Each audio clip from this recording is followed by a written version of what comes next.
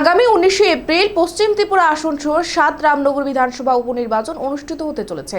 প্রয়াত বিধায়ক সুরজিৎ দত্তের অকাল প্রয়াণে যে অপূরণীয় ক্ষতি হয়েছে তা অনেকাংশ পূরণ করতে সক্ষম হবে পৌর নিগমের মেয়র তথা বর্তমান প্রার্থী দীপক মজুমদার, এমনটাই আশ্বাস দিলেন রাজ্যের মুখ্যমন্ত্রী ডক্টর মানিক সাহা।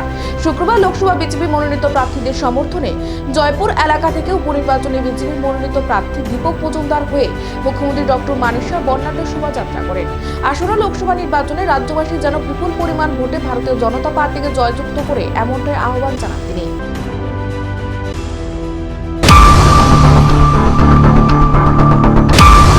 আমরা সবাই তো জানি যে আমাদের যে উপনির্বাচন রামনগরে হচ্ছে, 7 রামনগরে, এবং ভারতীয় জনতা পার্টির যাকে আমরা মনোনয়ন দিয়েছি,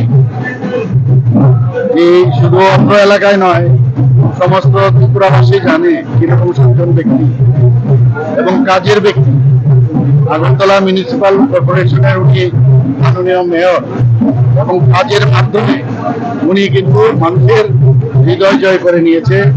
শুধু তাই নয়, ভারতীয় জনতা পার্টির যারা কার্যকর্তারা আছেন, আমাদের যারা সর্ব স্তরের যত কার্যকর্তারা আছেন, সবাই কিন্তু ওনাকে অত্যন্ত শ্রদ্ধার সাথে দেখেন।